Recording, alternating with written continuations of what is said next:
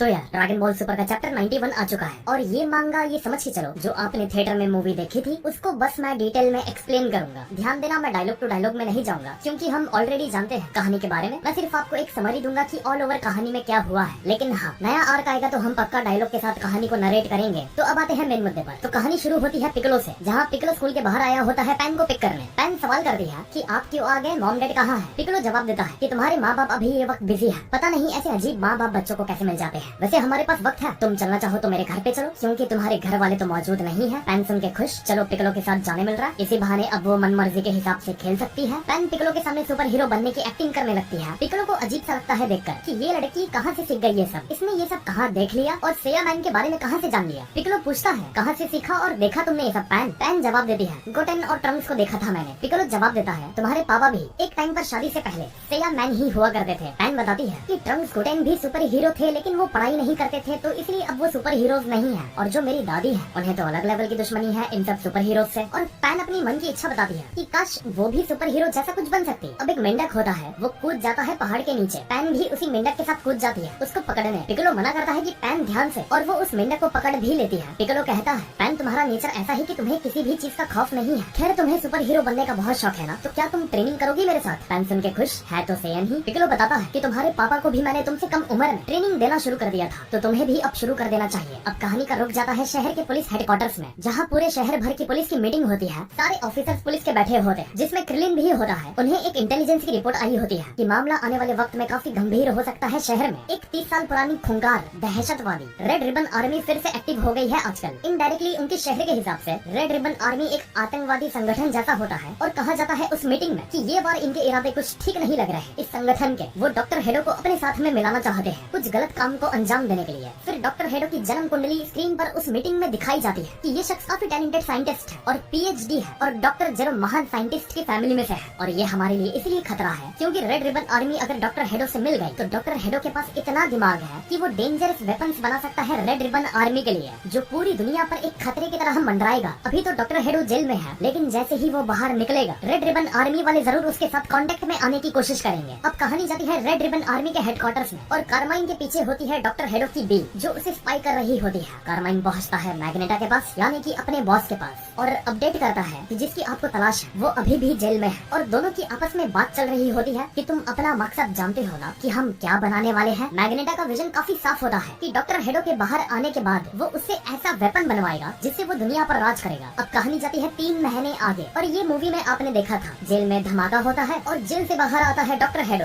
सड़क के बाजू में डॉक्टर हेडो चल रहा होता है, उतने में ही उसके बाजू में एक गाड़ी आती है जिसमें होता है मैग्नेटा, जो डॉक्टर हेडो को देखकर कहता है माफ करना जो मुझे ऐसा यहाँ पे आना पड़ा, शायद तुम जानते होगे मुझे। हेडो जवाब देता है बिल्कुल, रेड रिबन आर्मी के चीफ हो आप। मैग्नेटा हैरान, इसको मेरा नाम कैसे मालूम। डॉक्टर हेडो बताता है कि तुम्हारे ड्राइवर के पीछे मैंने अपनी स्पाई बी को लगा दिया था, तो मुझे तुम्हारी सब बातें पता है और तुमने मेरे पीठ पीछे क्या क्या बातें की हैं और तुम क्यों यहाँ पे आए हो मैं सब जानता हूँ। अब डॉक्टर हेडो बैठ जाता है मैग्नेटा की गाड़ी के अंदर और उस गाड़ी के पीछे होती है शहर की पुलिस यानी कि क्रिलिन, क्योंकि उनके पास इंटेलिजेंस की रिपोर्ट्स होती है कि डॉक्टर हेडो और रेड रिबन आर्मी के चीफ मिलके कुछ तो करने वाले हैं। अब मैग्नेटा डॉक्टर हेडो को मक्खन लगाने की कोशिश करता है कि आपके बाप दादा तो काफी जीनियस थे एंड्रॉइड बनाने में, आप भी काफी जीनियस होंगे और हमें एक ऐसा वेपन बनाना है जिससे हम दुनिया पर राज कर सके, दुनिया को अपने हिसाब से चला सके। डॉक्टर हेडो कहता है तुम्हारे विजन्स और जो मेरे विजन्स हैं वो आपस में मैच नहीं करते, मैं अपने इन्वेंशंस का ऐसे इस्तेमाल नहीं करना चाहता जैसे तुम सोच रहे हो। मैग्नेटा डॉक्टर हेडो को काफी लालच देता है कि ठीक है 1 करोड़ ले लो, 2 करोड़ ले लो या तो सिर्फ 10 करोड़ मान लिया, बस हमारे साथ मिलके काम करो, हम माल का, खर्चे का, लैब का जिसका चाहिए होगा उसका पैसा दे देंगे, बस हमारे लिए वेपन बना के दे दो। अब डॉक्टर हेडो मान जाता है कि देखो भाई उसका प्लान नहीं है वर्ल्ड पे कोई अपना राज करने का, लेकिन क्योंकि उसे शौक है, उसकी एक कला है, उसका टैलेंट है एंड्रॉइड बनाने का, तो वो ये बार दुनिया का सबसे ग्रेटेस्ट एंड्रॉइड बनाएगा। अब डॉक्टर हेडो सवाल करता है लेकिन तुम्हें ऐसी क्या जरूरत पड़ गई कि जो तुम मुझसे दुनिया का स्ट्रॉन्गेस्ट वेपन बनवाना चाहते हो। मैग्नेटा कहता है कि आप शायद कैप्सूल कॉर्प से वाकिफ हो गए, उनको लेके क्या पता लेकिन कुछ तो अटपटा सा लगता है। मैं उनके बारे में बात कर रहा हूँ जिन्होंने सेल को हराया था, उनका कुछ ग्रुप है जो काफी शक के घेरे में है। मेरे हिसाब से वो दुनिया को बेवकूफ बनाते हैं सुपर हीरो बनने के नाम पर, और ऐसे ही करके वो अपने गलत इन्फ्लुएंस से दुनिया पर राज करना चाहते हैं। तो तुम्हारे पास कोई प्लान या हथियार बनाने का कोई आइडिया है जिससे हम इन सबको हरा पाए। डॉक्टर हेडो जवाब देता है कि उसके पास यूनिवर्स का ग्रेटेस्ट एंड्रॉइड बनाने का आइडिया है। कहानी जाती है पैन और पिकलो पर। 6 महीने बाद पिकलो पैन को ट्रेन करता है और बताता है कि तुम अपने फादर से भी ज्यादा ऊपर जा सकती हो। पैन अपनी मन की इच्छा बताती है कि मुझे की ब्लास्ट हवा में उड़ना सीखना है। पिकलो जवाब देता है उसके लिए तुमको की कंट्रोल करना सीखना होगा पहले। पैन कोशिश करती है लेकिन नहीं कर पाती। फिर पैन बताती है शायद मैं इतना जल्दी ये सब नहीं कर पाऊंगी, मैं घर जाके आराम करती हूँ। मुझे कभी देखना है कि मेरे डैड फाइट करते वक्त कैसे दिखते होंगे। और मैंने सुना है कि मेरे डैड ग्रैंडपा को भी हरा सकते हैं अगर वो ट्रेनिंग करना शुरू कर दे तो। पेन की ट्रेनिंग हो जाती है खत्म, कहानी जाती है फिर गोहान पर और पिकलो पर। पिकलो जाता है गोहान के घर और कहता है कि गोहान कितना काम करोगे ये सब दुनिया वाले, कभी ट्रेनिंग भी कर लो, हम नहीं जानते कब कौन आके एकदम स्ट्रॉन्गेस्ट शख्स टपक जाए हमारे सामने, हमें हर वक्त तैयार रहना चाहिए ऐसी बिन बुलाई मुसीबत के लिए। पिकलो गोहान को फिर ट्रेडिशनल ट्रेनिंग वाले कपड़े पहना देता है। गोहान कहता है इसको काफी दिन बाद पहन के काफी भारी सा लग रहा है, ऐसे तो मैं बैठ के अपने लैपटॉप पर काम भी नहीं कर सकता। पिकलो कहता है चुपचाप छोड़ो ये सब बातें और जाके ट्रेनिंग पर लग जाओ। गोहान कहता है लेकिन पिकलो इतना सख्ती क्यों, कुछ भी मुसीबत आएगी तो हमारे पास डैड और वेजिटा है और गोटेन और ट्रंक्स भी तो है, वो भी थोड़ी किसी से कम है। फिर पिकलो चला जाता है गोहान के घर से और कहता है ये लड़का एकदम आलसी हो चुका है, दिमाग खराब कर दिया इसने। पिकलो एक जगह पर बैठकर पहाड़ों पर मेडिटेशन कर रहा होता है जो उसका एक ट्रेनिंग का पार्ट होता है। और ट्रेनिंग करते करते एक गन की बुलेट आके पीछे जमीन पर गिरती है पिकलो के। एंड आपको ये सीन पता होगा अच्छे से कि यहाँ किसकी एंट्री होती है। एंड ये सब सही हो गामास। तो कहानी बस यही खत्म होती है। समझ लो जो मूवी में हुआ वो इसमें भी हो रहा है मांगा में, लेकिन मांगा में 10-20% डिटेल थोड़ी ज्यादा है। सो आई होप आप लोग वीडियो को लाइक करोगे